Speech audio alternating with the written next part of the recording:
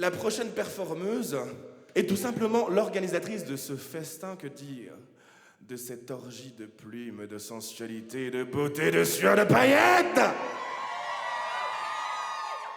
Merci de faire un tonnerre d'applaudissements pour Misty Lodus.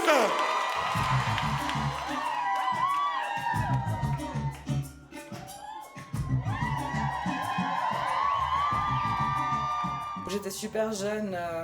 J'ai l'impression que quand on a début de la vingtaine, on commence tout juste à appréhender sa féminité, sa sexualité. Enfin, pour ma part, c'était ça. C'était que je commençais enfin à comprendre ce que c'était pour moi d'être femme, de me sentir femme.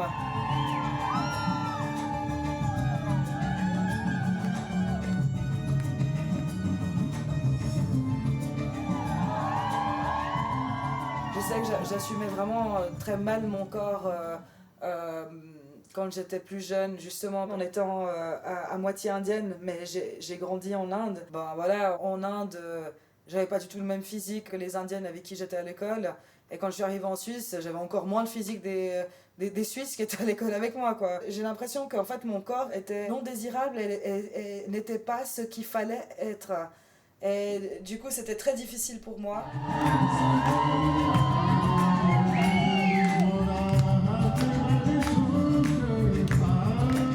Quand je commençais dans le burlesque, on me disait même des trucs comme « Mais tu devrais faire des numéros qui sont drôles !» Et je disais « Ah, parce que ma sexualité et mon corps, c'est une blague. » Donc en fait, moi, j'ai pas le droit d'être sexy sur scène comme des autres artistes qui font 50 kilos, quoi.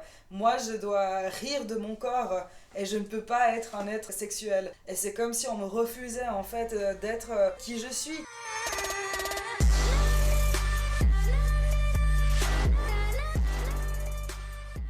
Ok, ensuite on va caresser la jambe. 1, 2, et sur le 3, vous levez la tête. 4, 5, 6, 7, et on fait une plaque. Et ensuite on avance. 1, 2, 3, 4. Le burlesque, c'est l'art du striptease. Donc je ne sais pas de quand date le premier striptease. Je suppose depuis la première fois que les habits ont été inventés. C'était en fait une manière de s'assumer sur scène, de prôner son unicité et de dire bah, je suis comme je suis, j'ai les idées que j'ai et voici mon côté créatif à un public justement un peu divers et varié aussi.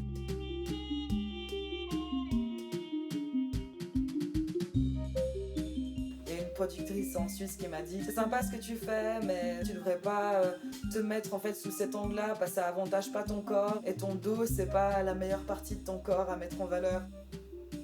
Mais je corresponds pas aux standards de beauté actuels et tout et c'est tout ça qui me revenait en fait. Et du coup bon après moi je suis très désobéissante comme personne et je crois que dans tous mes numéros en fait je passe tellement de temps à montrer mon cul.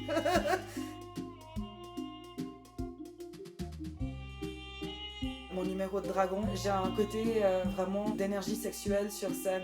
Et en fait, c'est fou parce que je sais que je heurte les gens avec ce numéro. Bien que moi, j'ai vu des numéros bien plus sexuels que celui-là, mais c'est juste que je pense que ça les dérange de voir une femme qui a ma taille exprimer son côté sexuel. 5, 6, 7, 8. Alors c'est parti.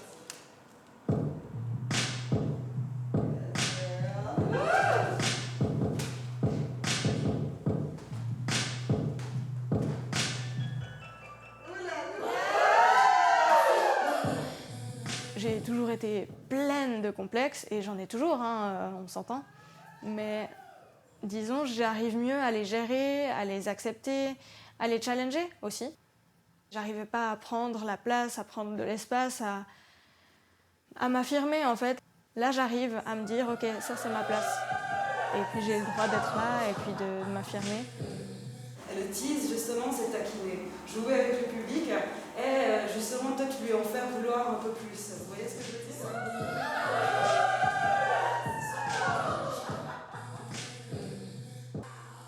Je me suis toujours aussi sentie pas très en forme, dans le sens jamais sportive. On s'est retrouvés à faire des chorégraphies où tout d'un coup on était à l'envers sur la chaise. Puis au début, mais en fait, ça, je vais pas y arriver. Puis finalement, une chose a mené à une autre et puis on s'est retrouvés tout d'un coup tout à l'envers sur cette chaise.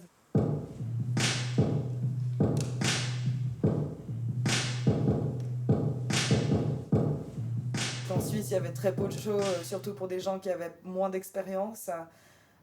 Et aussi, vu mon corps, on m'offrait peu de bookings parce que justement, il y a quand même une discrimination au niveau de la taille du corps dans le burlesque. Je lutte activement contre ça aussi dans mes bookings, mais c'est vrai que c'était difficile de trouver des dates au début. Et du coup, j'ai déménagé à Berlin pendant une année parce que je me suis dit, je me laisse une année pour danser, pour rencontrer d'autres artistes, pour m'inspirer de la culture berlinoise. Et après, tu reviens à la maison. J'ai un numéro qui s'appelle Créature et en gros, je montre la fragilité de connexion entre les personnes, de se mettre à nu, mais plus de manière métaphorique en fait, bien que je me mette quand même nu sur scène quoi. Enfin, je pense que quelque part, le plus dur, c'est pas d'enlever ses habits, le plus dur, c'est d'être honnête et de vivre le moment présent.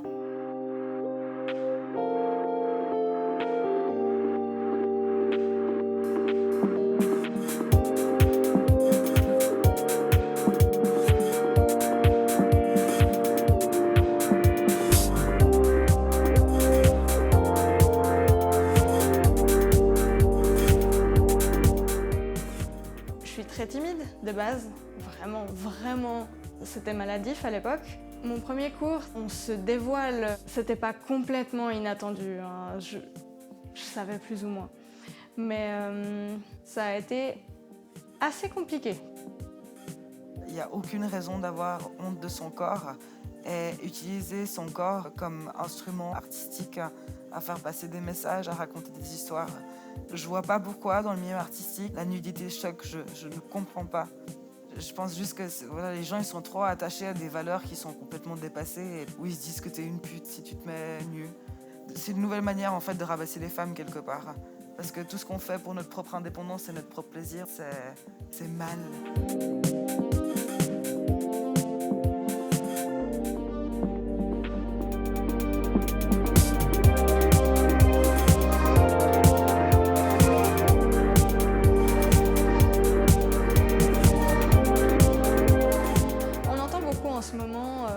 Les femmes, il faut qu'elles prennent de la place, il faut qu'elles prennent l'espace physique et sonore.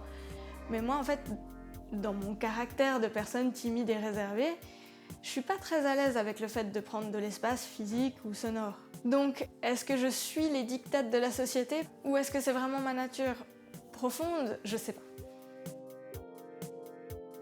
Une femme qui se déshabille pour autre chose que le plaisir masculin. Pourquoi ? Une femme qui se déshabille pour son propre plaisir. Une femme qui assume sa sexualité sur scène pour autre chose que le but d'exciter un homme. Ils ne comprennent pas et ça leur retourne leur esprit. Cette confiance, c'est quelque chose que je me suis jamais permis d'avoir ou de dégager. Ça a toujours été dans ma tête, si j'avais confiance en moi, j'allais être arrogante ou prétentieuse. Et du coup, j'ai jamais réussi à avoir confiance en moi, mais de manière saine. J'arrive à trouver cet endroit où je me sens vraie, en fait. La scène, on penserait que c'est un endroit qui fait peur, où on a tous les projecteurs, tout le monde nous regarde, tout le monde va voir nos défauts. En fait, au contraire, c'est un endroit où, oui, j'ai des défauts, mais ils sont là, et puis voilà. On le voit clairement, certaines de mes élèves, elles ont besoin qu'on leur donne l'autorisation pour être fabuleuses. Je devais juste entendre quelqu'un me dire « vas-y, fais ça ». Et du coup, je l'ai fait. Je suis là, oui, c'est complètement raisonnable. Là. Enfin, on va pas... Bien sûr que je vais ouvrir mon école. Et du coup, je vous invite en fait à réfléchir à ce que vous avez envie de dégager aujourd'hui. En même temps joyeuse, mais en même temps un petit peu de jouer avec la personne. Exactement, jouer avec la personne. Ce que vous allez faire, c'est que vous allez avancer en regardant une personne dans les yeux, en pensant tous ces compliments à votre sujet. Je suis incroyable, je suis magnifique, je suis une tigresse, je suis tellement sensuelle, je dégouline de sensualité. Ça fait bientôt 3 ans que j'ai cette école et puis toutes mes élèves sont super contentes qu'elles arrivent à se dépasser. Elles me le disent tout le temps, tu nous fais nous dépasser, tu nous fais créer des choses qu'on ne penserait pas créer. C'est quoi la partie de ton corps que tu préfères aujourd'hui? Ma poitrine, ta poitrine. Oui,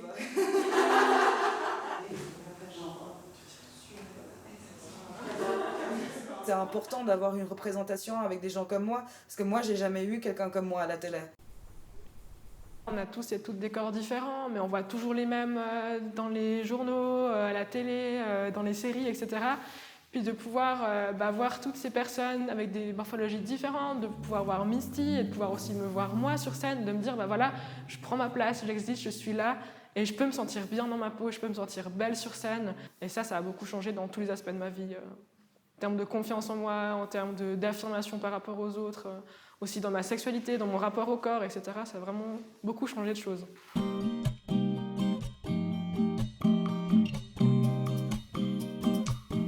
Le burlesque, c'est clairement un jeu. C'est tellement cool de pouvoir jouer avec tout ça, puis d'aller à fond, et il n'y a jamais de too much. On parodie un peu la féminité parce qu'on fait tout en plus grand. Tu mets pas qu'une belle robe, tu mets une robe ultra strassée et tout ça, quoi. Donc ouais, je suppose que c'est une espèce de... Enfin, je sais pas, en tout cas, moi, comme je me représente ça, c'est presque une parodie de ce qu'on imagine qu'est la féminité parce qu'on pousse tout à son extrême. Je dirais pas que c'est de la féminité chez moi. Parce que pour moi, la féminité est trop encadrée, trop codée encore. Donc pour moi, c'est un état d'esprit, c'est un état de corps.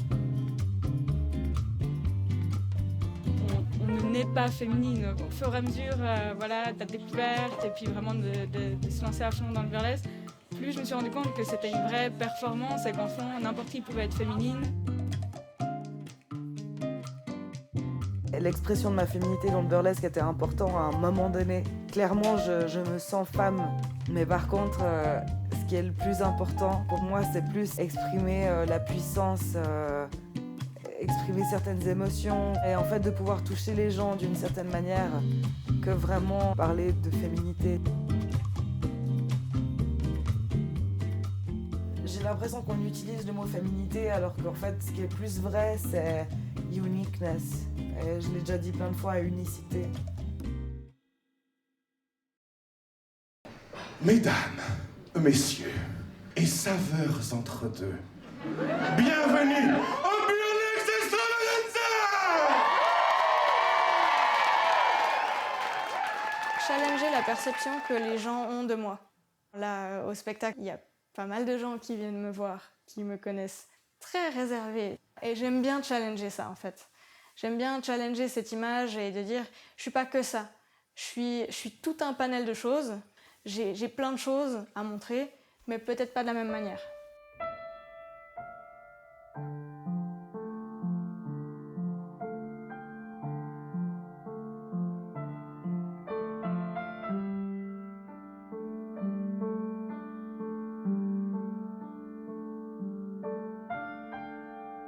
C'est pas parce que toi tu fais du classique et puis toi tu fais du drag qu'on peut pas travailler ensemble et puis on peut pas communiquer. Il y a moyen de mélanger tout ça dans un spectacle, que chaque truc en fait on vient de titiller un sens nouveau du spectateur. Parce que même des fois quand tu vas à un spectacle, il y a des choses qui t'ont plu moins que d'autres. Moi je trouve que notre job en tant qu'artiste c'est pas juste se dire ah bah ça m'a pas plu, voilà. C'est le fait de se demander mais qu'est-ce qui m'a pas plu dans ce numéro. Des fois, des choses, est-ce que j'aime pas parce que moi j'assumerais jamais de faire ça. Et du coup, est-ce que au fond j'aimerais faire ça.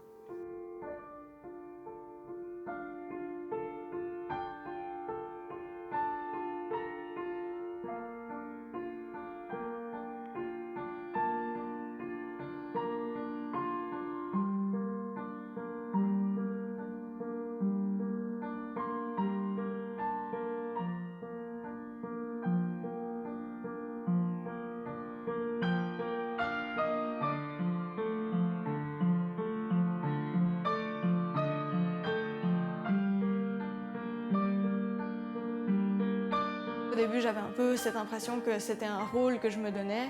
Et puis en fait, plus le temps passait, plus je me disais que c'est... Comment dire, la version évoluée de moi. Ce personnage-là, au début, c'était une excuse. Et au final, j'ai l'impression que mes deux personnalités vivent bien ensemble. Les gens y croient, à fond.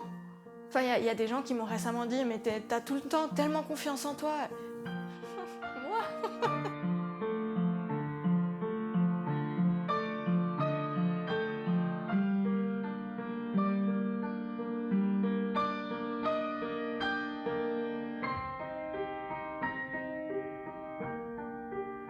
Par des numéros comme mon numéro de Pan, en fait, je prône la fierté d'assumer en fait qui je suis et d'assumer mes origines. Et du coup, là, c'était ma manière de me rebeller contre ça et de dire je suis qui je suis et je suis fière.